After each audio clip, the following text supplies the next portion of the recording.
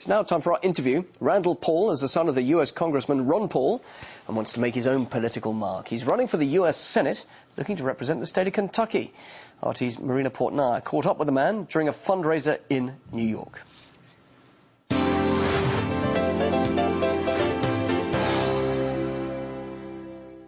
Okay, guys, on three. Please don't blink on three. Ready? 1, 2. 3 hours after officially announcing his run for Kentucky's U.S. Senate seat, Rand Paul is on the campaign trail. Son of U.S. Congressman Ron Paul, the candidate posed with supporters during his first fundraiser in New York City.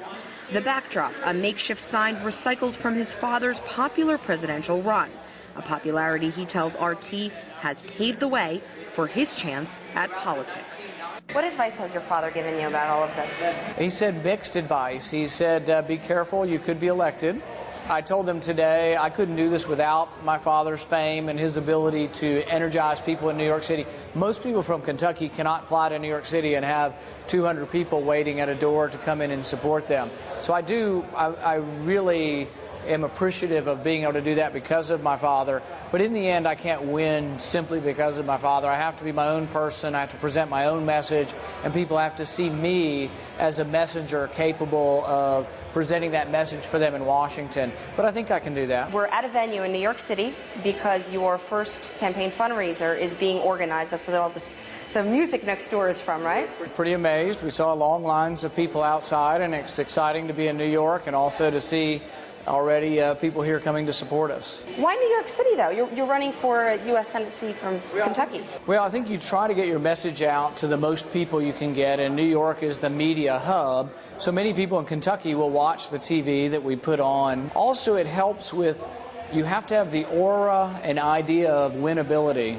And if they see you on national TV or international TV, it gives the aura that you are a serious candidate and that you have the ability to win an election.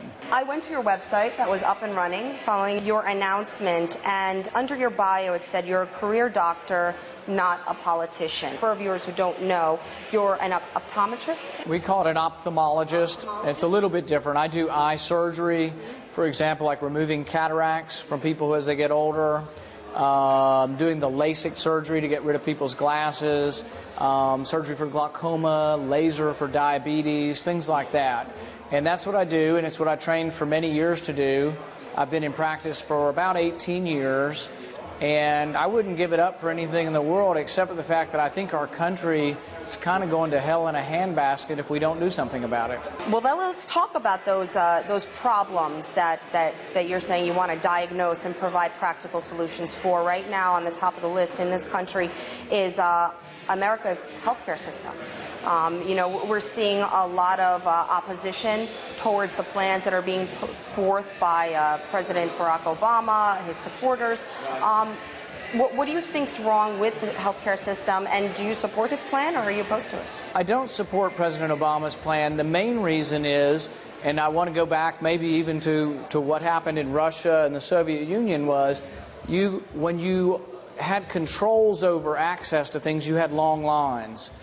The reason you got long lines is, for example, when bread was manufactured, they would limit the price of the bread to keep it less expensive for everyone. But when they did keep the price low, then the bread would go off the shelves and there'd be a scarcity of bread.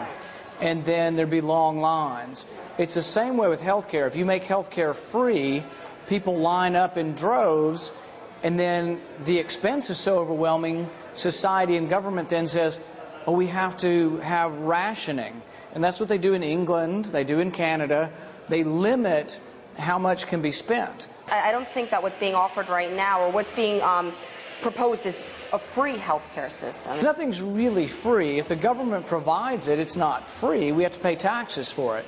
So, for example, in Europe, where healthcare is provided by the government, and in Canada, where it's provided by the government, it's not free. You don't pay when you go in, but you pay through taxation. Right. And the question is who gets to make the decisions? So, for example, in Canada, there's a story going around right now, it's on the internet, of a man who has kidney stones, and he's in severe racking pain. He goes to the emergency room, they give him narcotics, which lessen the pain, but they won't fix his problem because there's a waiting list to get his kidney stones removed. So he waits for a month. He goes to the ER 15 times for injections of narcotics, which kind of lessen and dull the pain, but he's still waiting in line. In England, where the government provides health care free for everyone, there's a drug for breast cancer that we use in our country called Herceptin, and it blocks the estrogen receptors. Some cancers are sensitive to estrogen, the hormone, and it blocks those receptors and keeps them from getting cancer over time. In England, they don't use it because it's too expensive. So what's your practical solution? I mean, do we agree that there is a problem with America's healthcare system? Yes. I think the solution to it would be, and it's a little bit complicated, it's hard to spit out in one sentence, but for example, term life insurance you can buy in our country. If I want to buy insurance against dying, and I have some, let's say I have $500,000 worth of insurance, I can get it for $500 a year. But when I sign up for my insurance, I get a 20-year plan. Right. So I'm 10 years into my plan right now, and if you make me so nervous that I have a heart attack and I survive, my plan doesn't change. I still pay the same rate next year on my life insurance because it's not a one-year plan. It's a 20-year plan. We should sell health insurance over a long period of time. If I have a heart attack tonight and I survive, next year my health insurance will be double because I only have a one-year plan, and they base it on my individual risk. So it's not very fair. There are problems with our system, and our health insurance is very expensive. But see, what we have is we don't have capitalism. The price of health care doesn't go up and down. Already 55% of what I do as a physician is already paid for by the government. Half of my patients are Medicare, over 65, and the government pays for them. 5% of my patients are poor, and the government pays for them. But we're short of money. All the government programs are short of money chronically.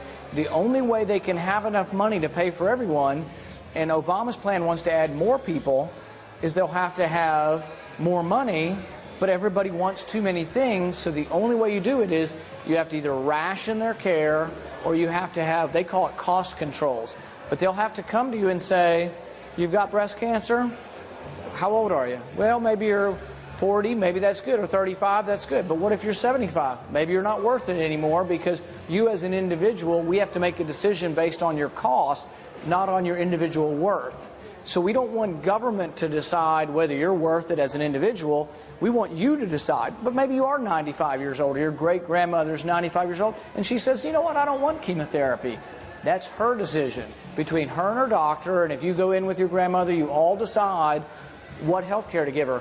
But we don't want the government to say someone who's 80 years old is no longer worthwhile, and we just put them out to pasture and let them die.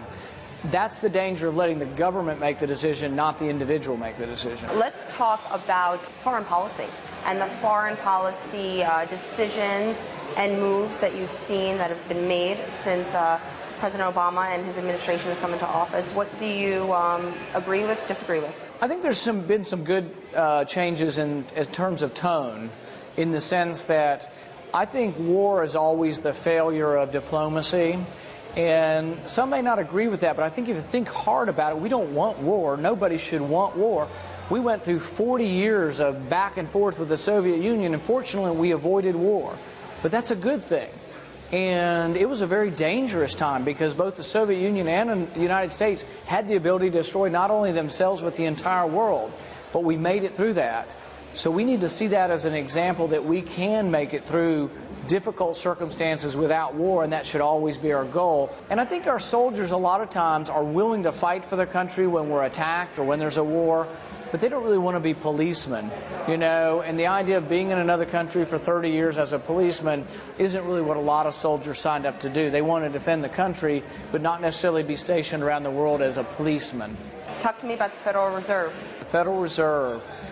I think we should abolish the Federal Reserve. I think when Bernanke's term comes up, instead of replacing him, we should abolish his position.